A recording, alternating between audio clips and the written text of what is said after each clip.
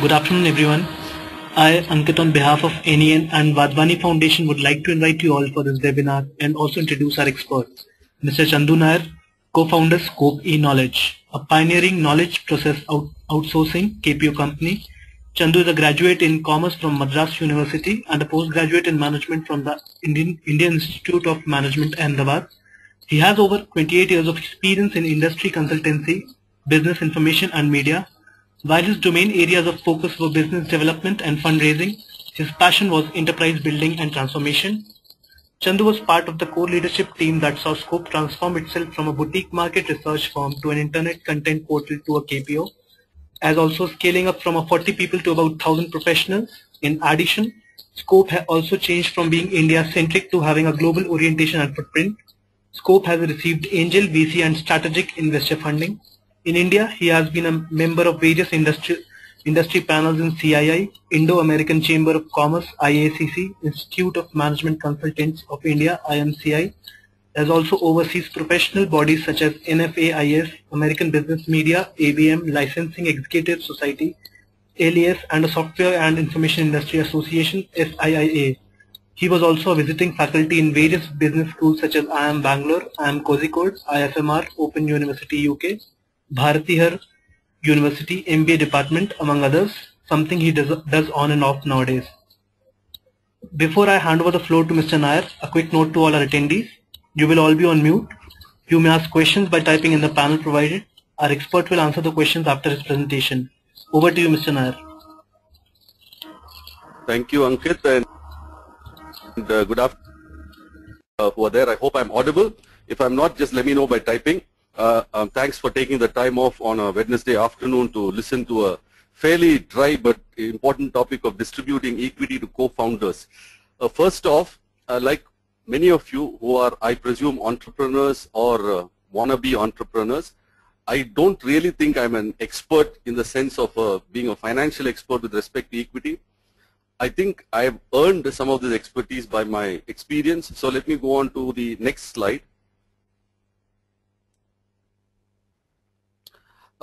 As Ankit mentioned, I've been an entrepreneur now for about 25 years in several businesses, in knowledge-related businesses, in the internet space, in fact, even in trading, even in education, and so on and so forth. And in most of these cases, these businesses started off by being self-funded, mostly with the co-founders themselves, and in some cases with partners. In the last several years, I've seen angel funding, I've seen venture funding, I've also seen strategic investor funding, each of which have required me to do various kinds of equity deals with financial investors, co-promoters, business partners, strategic investors. So a lot of the comments on my proposal of experience and peace in mind. Now, what I understand today's webinar is going to do is for me to talk for about 20-25 minutes, and Ankit can correct me if I'm wrong, and then to throw the floor open for questions. Now, one of the things that happens when we are entrepreneurs and we start off on a new idea is this, that if you look at the entrepreneur or the entrepreneurs, especially at the very beginning, the ability as an entrepreneur, when you're starting off for the first time, is really quite unknown. You may believe that you have the ability, but it's still untested. Secondly, many times the idea or technology, the potential for it is really quite unknown. And to compound matters, the market, the purpose for which you're created, your offering, the demand for that, is also many times really unknown. And again, big challenge is getting the money, and finance availability often is also unknown. And if you have a team, especially of employees and all that, we're not sure about their expertise or of their confidence. That's also unknown. So if you look at it, at the very start, your formula for success really is very simply, if you add up all these things, is unknown. And what makes matters worse is that the statistics are against all of us. The statistics for success for most businesses are pathetic, like if you're lucky if you touch about 20%. So in such a case, how exactly does one go about minimizing all these uncertainties is the big challenge. So when you're grappling with basic problems, grappling with a bigger problem of how to share equity, a big problem like how to share equity, just adds sometimes to your worries and you think, is it really worth it? So big issue here is how can you even think when with all these unknowns, does your mind even go to sharing the company or the spoils thereof? But anyway, these are things that one has to take care of. Okay, so let's move on to the next slide. I think one of the key challenges before you get into a discussion on equity is to understand very key people in this. One is yourself and your key promoters. I think a lot of times, a lot of people are not even aware of what is it they want to get out of a business. What is it that is really driving them to do this business? Yes, the idea is great, the passion is there.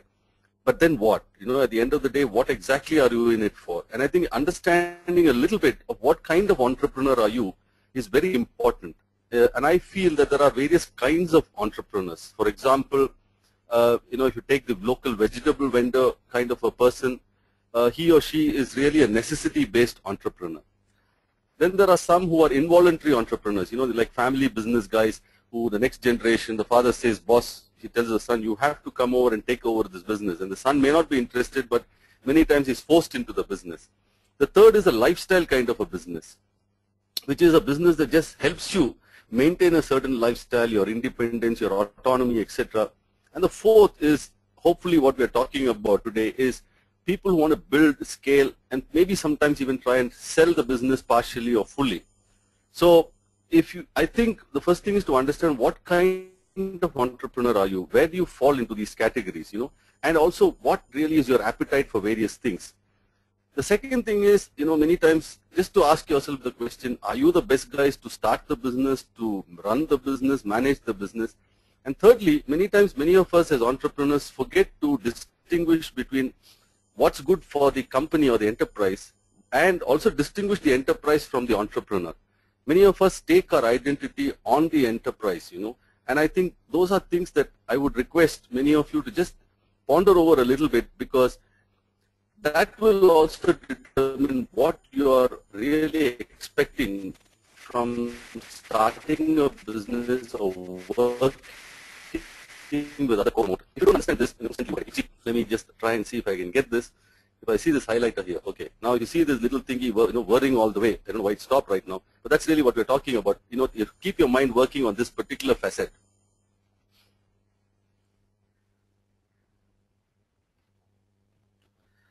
And this is an important statement, I think is very wise for all of us to remember. Rockefeller was a very major American businessman.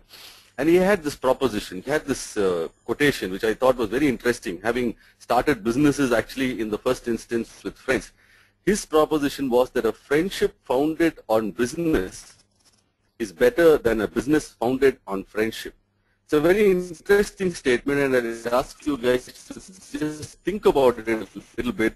It has some meaning, and I you might relate to it as you get with friends or friends from us.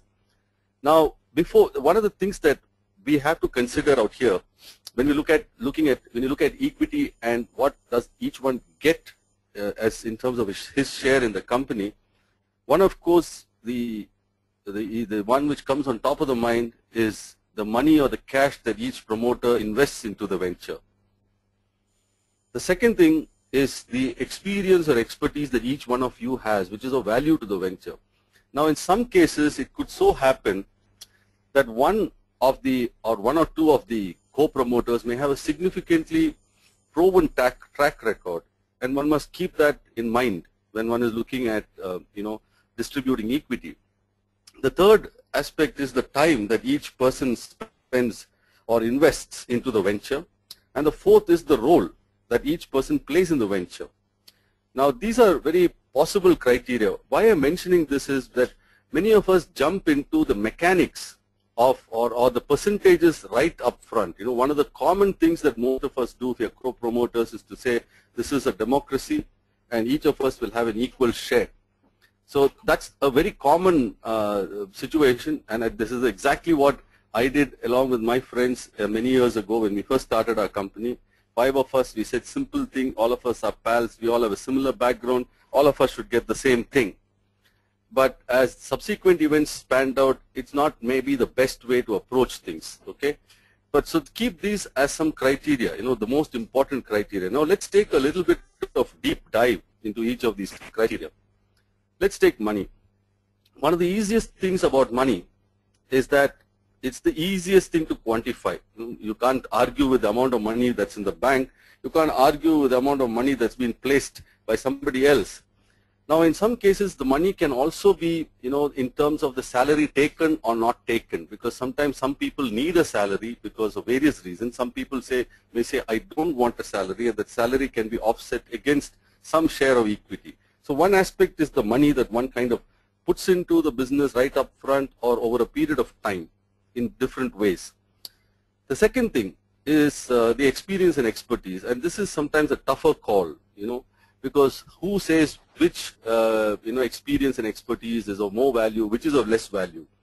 Now this is a tough call. One way, if you want to be completely mercenary, is to see what could be each person's annual salary or whatever it is. Now here it can so happen that somebody is working in a big MNC and somebody else took a call to work in a smaller startup, but maybe the guy in the smaller startup, though he's getting a lesser salary, may actually be the one with the better expertise. So please be a little careful when you're doing something like this. One has to also sufficiently look at the softer aspects of this. And like I mentioned earlier, if somebody has a great track record, you might want to keep that person happy because he or she brings something very special to the table. For example, tomorrow you're starting an internet business, and somebody like Rajan Anandam of Google India, the head of Google India, says, look, I'm stepping out of Google, but I'm coming in. And, how do you kind of, he's a co-promoter, how do you kind of give him a percentage based on his track record, because the company's value could kind of rise because that such a person is coming into the company. So you might want to consider that as well. The third way is the amount of time. Again, this is a tricky thing. If you look at a classic consultant type approach, one would look at a timesheet kind of an orientation, but a lot of us know that is it just the quantity of time or is it the quality of time? So I would say that those are things that, again, as you can make out, each of these seem to be on the surface very easy, and one can quickly make it a very arithmetical exercise, but in reality each of these can be actually points of discussion which can get really time consuming or really bog you down. And the fourth aspect is the roles that various people can play. For example, somebody might be the guy who came up with the idea, the innovator. But somebody else could be the guy who brings that, converts that idea into a prototype, and somebody else can really scale up that prototype. So there are different roles. Somebody else can take it to market. Somebody else knows how to get the money from various guys. So what are these various roles? Each role has an importance. So what do you as a group of co-promoters perceive the value of each role for that particular situation that you face? Also, a very important thing here is a lot of us know that democracy is fine, but sometimes in many cases, even investors like to see somebody who is inverted comma seen as the boss in some sense. So who's the first among equals? And that can all play some kind of a role in determining how you go about evaluating each criteria. So one of the things now to do here is, from your point of view, if you look at your situation, take each of these aspects. Ask yourself, first and foremost, what is the weightage you might want? Which aspects matter? Second, what is the weightage that you might give to each of these aspects? And third, in your particular case, how do you apply these weightages, for each person? If you take person A and you take person B and you look at them on these 4 parameters, how would you start measuring it and quantifying it? And then when you look at the numbers multiplied by 100, 100 being the total equity that's available, how would the numbers look like, and are you comfortable with that number, or would you keep calibrating it? That's an interesting way of perhaps looking at this particular and very tough problem to solve. So as I mentioned here, the weightage is always a bit of a challenge. Now, one of the key things I find that's very useful and which is not very usually done by many entrepreneurs in a very happy way is the thing about communicating. And I think what I find of value, recently I was involved with a bunch of medical professionals who were planning to start a new venture, and as a kind of a third-party advisor. And initially, because all these, when you look at professionals like those, each of them comes with a certain expertise. Would a surgeon be more important than a physician? how do you say he's more important? Why do you say he's more important, etc. Secondly, what kind of what should I say? What kind of stakes do you give each person? Who should be the boss of the whole adventure in some sense, the overall titular head or what have you, and what could be the structure of the organization? So one of the things that we found useful at the end of the day was to actually start defining the roles and putting it in some form of a structure. Look at the contributions that one can make, what value that each role brings to the enterprise. And then also look at, from a personal point of view, what makes sense, what could be motivators or demotivators. So what we ended up at the end of the day was creating some kind of a founder's charter. I will come to it a little bit more if one wants to get into that. But these are some questions, so have a discussion about it. The second thing is, in the initial phase, especially if you're looking at investors in a later stage, many investors are happy if the initial stage, the initial stage can range anywhere from 6 months to 12 months or even more. There's a company I'm advising now where the promoters haven't taken a salary for over 18 months. So the first question to ask is, will you take a salary or no salary? Will all take a salary or some take a salary? And how do you differentiate, and what value will you place on this person who's taking a lesser salary or no salary? Why is having a discussion important? First and foremost, it tells you what the importance of various roles are, what value you place on various contributions, okay, and how you can assign some weightage to it. But the most important facet about this is the clarity that it brings to each one of us as to these various facets of a business, number one. And finally, each of you feels responsible and feels accountable and owns, in some sense, the share that you finally get. You know how you arrived at it. You're quite clear why the other guy is getting less or more. And you're quite okay with it. You accept it. It actually, by doing these discussions, you're avoiding potential minefields later on in life. Another interesting, but it's not exactly a material point here, but please also, at this point in time, might want to worry a little bit about designations. Each of us might say, we are happy just being called a co-founder. Once you reach a certain level, you can call yourself a chief mentor or tormentor, partner or vision holder or what have you. But in the beginning, it doesn't make sense because you don't even have a company which is making money. So you might want to just think about something which makes sense to the marketplace, to the customers, to your employees, to other stakeholders outside. Now, this is typically what happens. I mentioned about this concept of equality. But as you know, there are different roles, there are different contributions, there are different kinds of things that different people do. But the tragedy is many of us tend to approach many issues this way. Now, this is just in a lighter vein. But what happens is that all of us are different creatures out here, like the elephant or the seal or the dog or the monkey or the penguin or what have you. But then typically we say everybody takes the same exam, and you please climb the tree.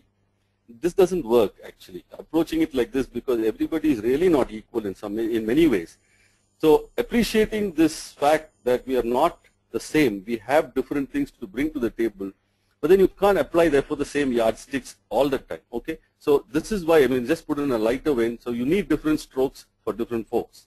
Building or land or resources of some sort, actually giving hardcore resources which one can see, touch and feel in many cases, is much more important than intangible contributions, particularly in the initial stage when one is trying to get the idea off the ground.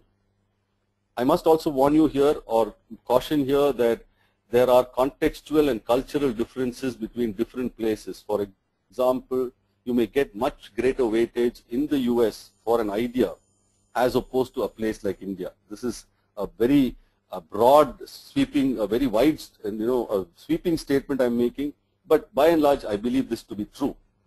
The second thing is, yes, somebody may have greater capacity to bring money, but all of it need not be taken in the form of equity, or equity which is the highest. You don't want to make it that you're giving up the company too cheap in the initial phase. So if you have a discussion, you can even arrive at ways and means by which you tell the other person, boss, this much, if you don't mind, we'll take as equity. The rest of it can be like a loan. Now here the issues will need to be, then that guy is bringing more monetary skin into the game. So you'll have to figure out ways by which, in case something goes wrong, how will you, or even if things go right, how will you repay it? How will you make sure that if things go wrong, still he gets repaid in some form, at least for the loan? Will there be a guarantee or a promissory note or an IOU? So these are some questions you might want to think of.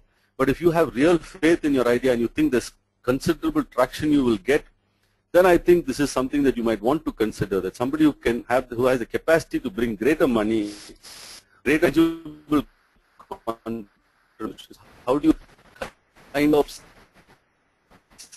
not get into a loan? The thing is also that the nature of the business also determines the intensity and the importance of this issue. If it's a very capital-intensive venture, for example, you're setting up a power plant, then it's better to determine the equity distribution pretty early on, because there's a lot of money going in, there's a lot of resources being brought to the table. But if it's a soft venture, very ideas-based, a few computers here or there, and friends getting together at night and putting things together, I might say, don't really worry too much about distribution of equity in the initial phase. Have maybe some broad guidelines, but let the venture grow first, before you kind of jump into discussing equity. So there's no point, even before, for example, you say hi to a person of the opposite sex. I'm hoping that most of you are guys, but imagine if you say, even before you said hi to a girl, you're already wondering where you'll go on a honeymoon, something like that. Now, another big challenge which happens, and it happens quite often, is a situation like this. What do you do if a co-founder who has equity walks away after 6 months or even earlier? So one of the things to also do while you are discussing this is to have certain guidelines. Do the promoters or the company buy it back? If so, what kind of valuation? Because at different points in time there could be different types of value for the company. Or can you look at it this way, that you allot only initially a certain percentage of equity? For example, you say, I only have a 1 lakh authorized and paid up capital in the initial stage. We'll only distribute this 1 lakh equity related thing after we reach these milestones. Milestone 1 is this. We look at allocating the next stage of equity. Why that makes sense? Because each of you then stays vested and invested in the enterprise in terms of not just money, but in terms of your time, energy, and your focus. So this is another thing that one can consider doing. Don't look at allotting all of it up front, but have mechanisms by which you can even determine the contributions, determine the importance of of the role. So you're kind of testing the waters at each phase, and you're also making it milestone dependent. So that you're not really boiled the ocean in the first instance itself and had too much of a needless discussion. But like the Kannadigas say, solpa adjust madi, right from the train to the bus or any other things, there are many adjustments and compromises which will be made in the actual process. And the predominant reason, especially in a culture like India, is human factors. Finally, he's your dom mate, your hostel friend, or whatever else. And you say, look, boss, I understand, you have this motivation issue, you have this demotivation issue, or sometimes there could be a jealousy factor coming in, you get worried about that. You might make some adjustments and compromises. The way to counter that, like I mentioned, is what I mentioned earlier, that don't allot all of it right up front, do it phase by phase, milestone by milestone. Some of this angst or these kind of, personal, emotional issues, which I find many of us Indian entrepreneurs, I'm talking because we are all sitting here, many of us entrepreneurs here tend to get many times too emotional even about a very factual thing like money. And we think that shares represent money in some sense, if not money today, but money tomorrow. So it's wise for us to try and be a little more rational and more, have a lot more equanimity. And doing it phase by phase is one way of understanding this, okay? But I would request that many of us take money as an input and look at this as just a very important symbolic way of representing our ownership and our reward in the company. At the same time, let it not get too emotional. Many of us tend to, as I mentioned, stake our identities on many of these things, and we kind of lose a bit of perspective or sight. So if you look at it, at the end of the day, there's no one-size-fits-all for every company. It's very case-by-case kind of a situation. The good thing to do here is to look at the criteria, look at some of these guidelines, have some mechanisms, and try and do it phase by phase. That's what I would think, okay? And therefore, let's take a quick final check. It is important to be sure. First, is your approach to distributing equity soundly based? what criteria are you using, what weightages are you giving to it, and how do you apportion it to each person based on this. Second, especially it is important for us as entrepreneurs to understand ourselves a little bit. So take a little bit of time to understand how important is this to you and how much can each of you compromise, make adjustments in this process. Third thing is the plan, the proposition for equity distribution. Does it look realistic to you? When you look at the numbers, when you look at it over a period of time, when you look at it, does it look realistic and make sense to you? And finally, are all the key expectations of key founders aligned in line? It's very important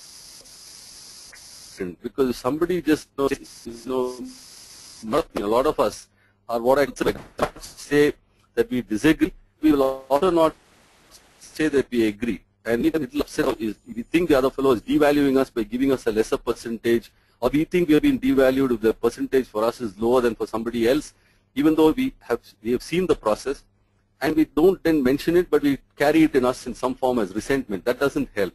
So it's best for us to make sure that expectations are communicated and are aligned, because if as co-founders, if our expectations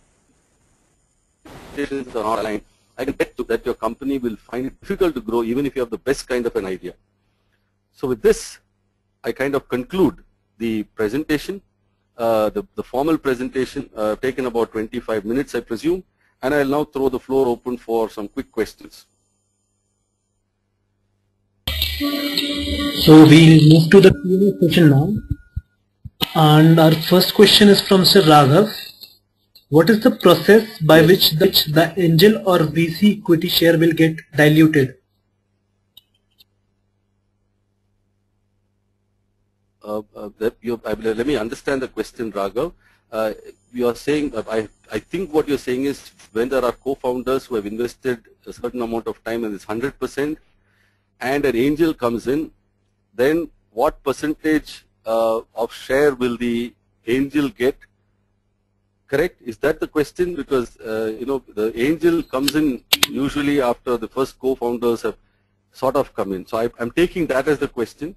Usually what happens is that when you talk to an angel, it depends the stage of company or the stage of the enterprise. Is it at the very early idea stage? Many people, then you're giving up too much of the company. You will tend to give more weightage, like I mentioned, to money at the very early stage. But if you give it at a little later stage, when already you have the prototype, maybe one proof of concept, the chances are you'll give up lesser of the company. But in general, a very early stage investor like an angel tends to get a higher percentage. A later stage investor like a VC type of person tends to get a lot lesser percentage. However, it's very wise for you to figure out not just the percentage, but also the quality of the investor that you're getting. That's the broad statement I would make. I hope I have kind of answered it. If I have not, Raghav, feel free to kind of send a clarification. Our next question is from Mr. Lokesh. How is salary connected to the share in the company? Okay, now if you'll take my example, there were 5 of us who first started a company. Now, of the 5 of us, 3 of us, had some family commitments. 2 of us did not have family commitments, for example. Now, obviously, so we said we need not take a salary because we could manage even without the salary from the company. But the others needed a basic salary from the company. So in some ways, if the other 2 who are not taking a salary are giving up a certain percentage, a certain monetary reward. So let's take this equity thing as a sub-step, okay?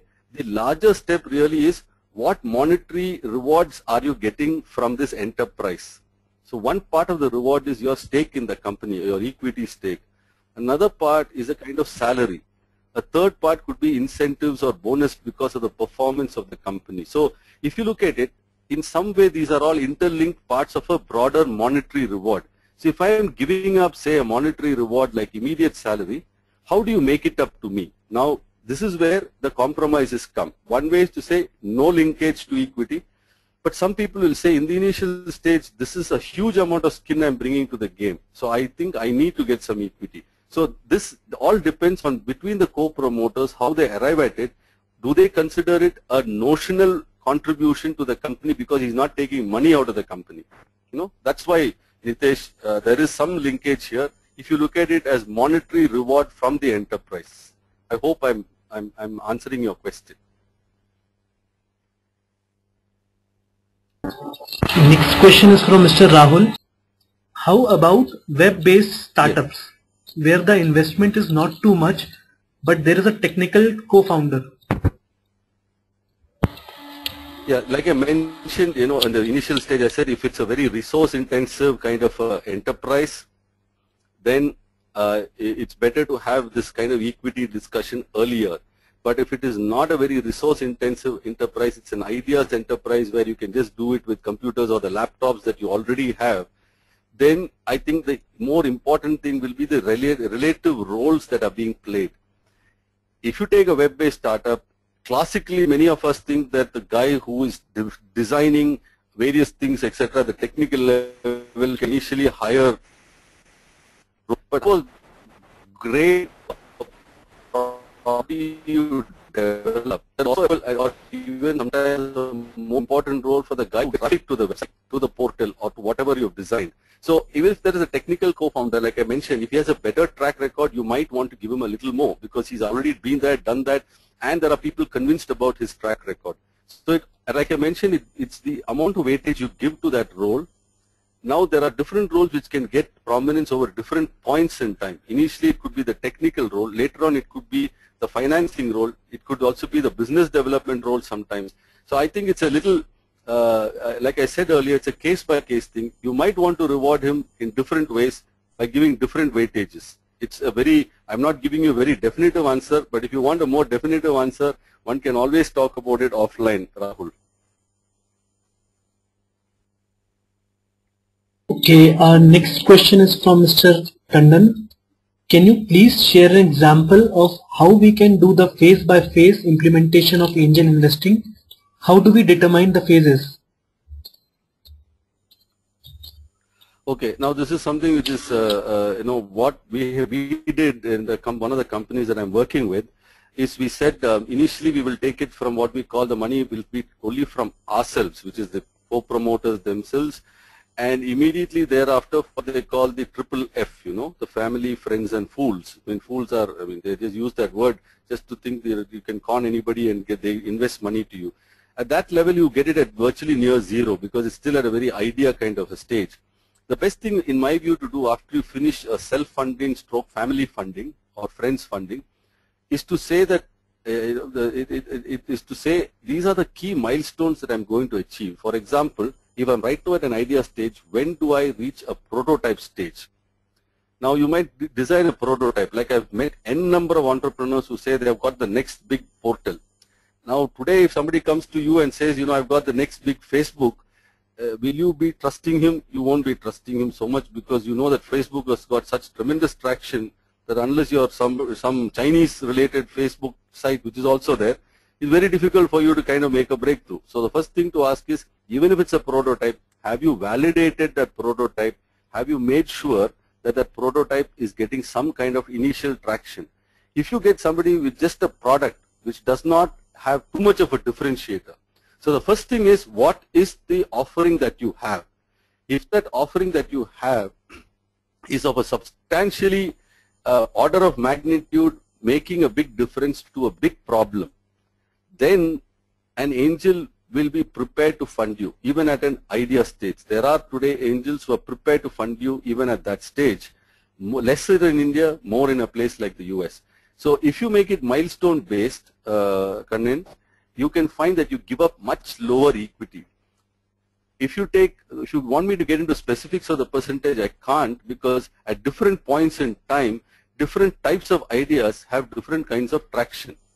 So if you take right now, as compared, if you take 10 years ago, a KPO business like the one I ran had a lot more traction.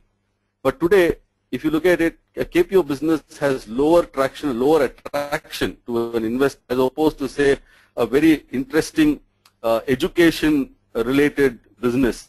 Education again has come down in certain places because there are too many guys. So you'll find now healthcare has got some more traction. So you'll find at different points in time, different things getting traction. I would say make your milestones very distinctive. Identify the valuation that you want from each milestone. There will be a lot of give and take at this stage because a lot of things are not proven. And the closer you get to proof of concept and revenue, the better your bargaining power can, the more you can ask for in terms of money, and the lesser you will have to give up in terms of percentage. Okay, our next question is from Jayannath Kumar. Does the equity of everyone involved get diluted when any fundraising is successful? Usually yes, because it stands to reason, unless, like I mentioned, you are following a schedule, like you say that based on contributions, this is the percentage. But usually, if you take that, everybody, all promoters are 100, and there is somebody bringing in more money. Yes, the short answer is yes, you will get diluted.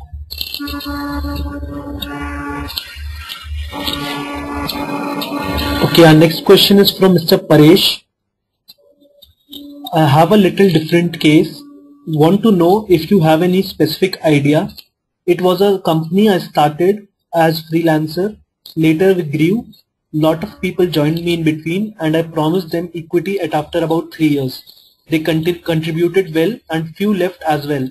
Anything specific suggestion that I can carry? Commitment is something I need to include as well. Okay, now this Paresh, I know the first thing to ask is, did they come to you as employee type of people or people who had notions of being a co-promoter? I think first is to understand that if they are employee type of guys, then you might want to look at it as part of an ESOP pool. But if there is a commitment made by you that they are co-promoters, then you might want to treat them a little differently. A third way of doing it is, if you are already on your way to have traction and you are getting monies out of it, and you're getting monies from the enterprise, you're earning revenues, is to kind of compensate them in money terms in some other fashion and honor that commitment. So this is a very quick set of responses, Paresh. If you came in as co-promoter, I think, like I mentioned earlier, the first thing to understand is the expectation that you both have. If you expect him to stay on for a certain period of time, so when the going gets tough, a lot of people get going out of the company. Okay, it's only the really tough guys who stay behind and get going for the business. So if you had an expectation that he would stay, but he did not honor that, this is where I talked about having guidelines. What happens if a co-founder leaves after 3 months or 6 months? Irrespective, at the time of when he left, you promised that he would get a certain value or certain thing of equity. One way is to honor that and say, at which stage will you kind of take back the equity? Will you take it back right now? It may make sense for you to take it back right now when the valuation is much lower because he left right now, but agree to pay it a little later, maybe with a percentage interest on the amount due. Okay, I would not ideally like you to wait for an angel to come because you are doing all the hard work right now, growing the enterprise and the value of the enterprise. He's not there. But he should then be participating in the increased value of the enterprise when the angel comes, and that becomes the basis for valuation. I don't think that's fair to the people who have stayed behind. I hope that answered your question, Paresh. Now, our next question is from Mr. Raghav R. I wish to know how the rather high percentage of the angel he took initially would come down once the business goes from proof of concept stage to implementation. Oh,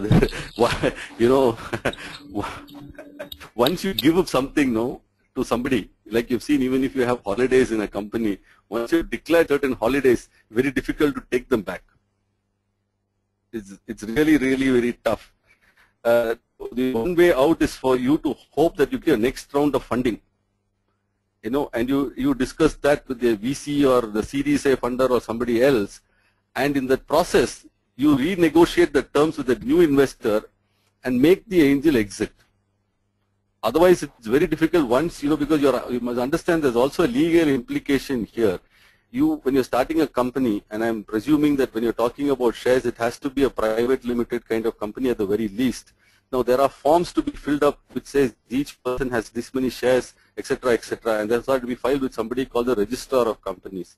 So at any stage in time, when you say you want to reduce the percentage of a guy, or increase, it obviously means you're increasing either the number of shares to other persons.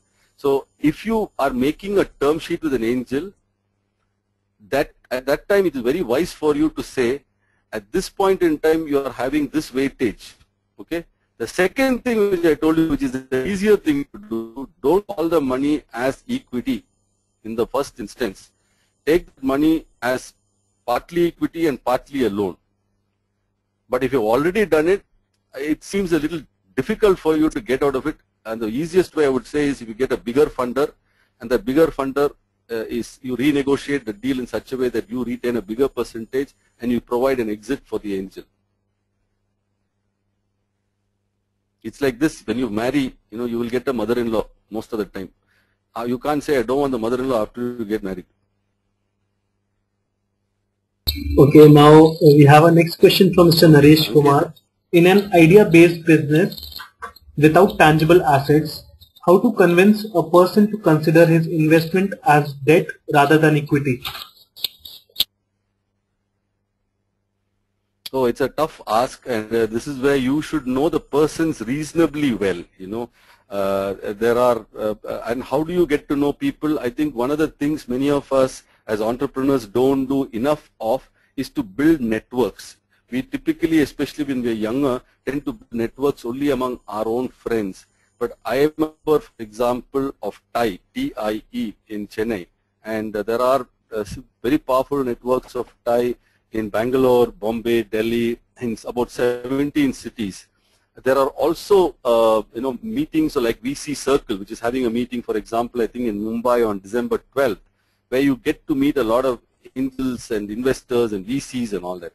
If you meet a few people a few times at such events, whether it's the Thai local chapter or even sometimes an open coffee club or a startup Saturday, you get to places where you are likely to meet other people like you who are searching for funds and get their experiences from you. The second thing is to also go to places where such investors are likely to come and keep talking to them. Apart from if you know friends who might support you, if you get people who are interested in a particular space, for example, I know people who are very interested essentially in the internet e-commerce and mobile app space. They would like to invest in that, but they also want to make sure that the person who the idea has the right expertise, background, energy, and the passion, the will to do it. Okay, so the thing is to build your network. The more you are able to network of people who start believing in you, it's easier to then convince them that, look, don't take everything as equity, take something as equity and something as debt. The second thing is I would also ask you to examine whether the possibility of going to an incubator may be better for you in the initial phase. You might find the incubators may just charge you sometimes something. For example, in Bangalore, you have the NS Raghavan Center for Entrepreneurship in IIT Bangalore, or an incubator in IIIT. In Chennai, you have the Anna University KB Chandrasekhar Incubation. You have the IIT Madras Research Center Incubation Center, and you have the University of Madras itself, which has an incubation. And there are also in the private kind of parties like the Startup Center. So you might want to look at, in the initial phase with an idea-based business, don't look at an angel, look at an incubator or an accelerator. Okay, these are funny names, but there are these creatures do exist. You may also in some cases get a grant. There are at least 2-3 ministries which give you a grant. Okay, and 4, there is also a central government scheme which many banks run, which is called the CGTSME, which is basically a collateral-free loan. It can go up from 5 lakhs to 25 lakhs to even 1 crore if you've already taken a loan more than one. It can go up to 1 crore even, where it's a completely collateral-free loan. It takes a lot more procedural documentation. So my request here is, in the initial stage, if you are very unclear, maybe don't go to an angel itself. Go to these incubators or accelerators, or you go to these, examine a grant or subsidy, or look at a collateral-free loan, whether you qualify for those things. Secondly, build your network and get people who believe in you. They may be more flexible than people you don't know. I hope that answered your question. Okay, next question is, does equity distribution becomes compulsory at the time of company registration? If not, how long can this be delayed?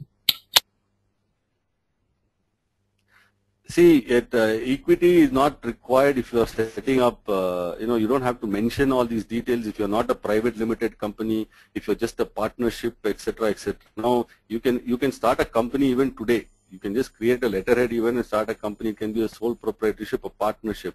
Legally speaking, you have registered partnerships and unregistered partnerships. All these can work. The moment you put up a name, there are some kind of legal obligations depending on the nature of the company. But by and large, if for a partnership, you may not necessarily need to specify. But the reason to at least discuss it and put it in some form, like I mentioned earlier, it's important to have communication and clarity of thought. At least have that, Otherwise, tomorrow you'll say, oh, that fellow cheated me. It's very easy to say that. So I would just say at least have the clarity of thought. First, determine the nature of the company, the legal nature, whether it's a partnership, a proprietorship. It usually you're talking about a partnership, in which case you really don't need to register it necessarily. If it's a private limited or public limited company, yes, then there is a certain level of requirement at some point in time very quickly for you to say who are the 2 or 3 directors of the company and who are the initial shareholders of the company. That you need to put. You can even put a bare minimum, if you want to avoid the discussion, you can put a bare minimum like 1 lakh rupees or something like that and just put a token amount for each person and postpone the discussion.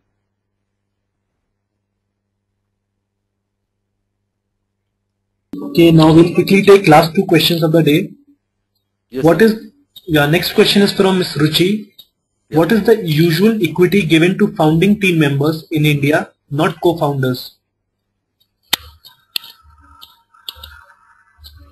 Okay, I presume when you say founding team members, these are employees. Okay, I'm taking it like that, and they're not co-founders. I think the first thing to say here is what percentage will you give to key talent?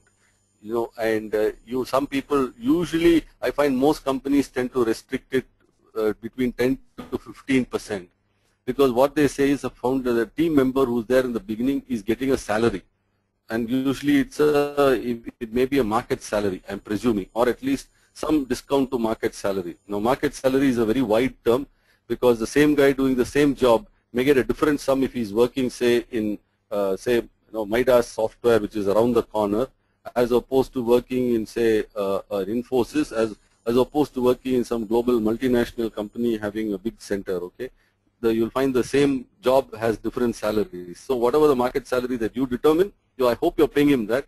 In which case he will fall in what we would call the employee stock pool. Now, how much of an incentive it is in the initial stage, I'm not so sure, because if for such founding team members, unless they stay longer in the game and the company gains traction and value, these shares are nothing but paper. So I think it's important to recognize that these things like a stake and all really gain credibility when the company has attained some critical mass. You can, however, make some commitment to some of these people by having a broad pool, and the pool can be ideally through a trust. Hello? Yeah, we'll take last question of the day. Yeah. It is from Mr. Paresh Masade. Can you help with some insights on tax implications on shares?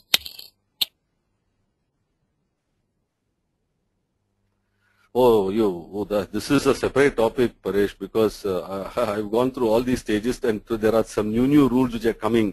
For example, thanks to some of these politicians issuing shares at such inflated premium, and such inflated value, I don't want to take names, but certain politicians from, say, Andhra or even in Tamil Nadu have created companies where monies were paid at very inflated prices and people subscribe to the equity of these companies. So today, if you have a very high premium, suppose a 10 rupee share is valued at 500, then technically speaking, like for 490 rupees can be treated as if it's income in the hands of the company, okay, and taxed as business income. Now that's one big challenge.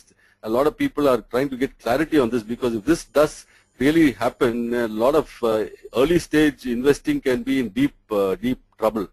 There are implications here. There are also implications if you sell equity at a premium. There's something called capital gains, which is applicable. And there are a whole bunch of legal and tax implications, Paresh.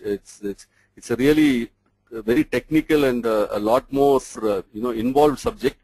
I'm afraid I can't get into all the aspects. I can get into some of it, and that also requires the chartered accountant who's dealing with this matter.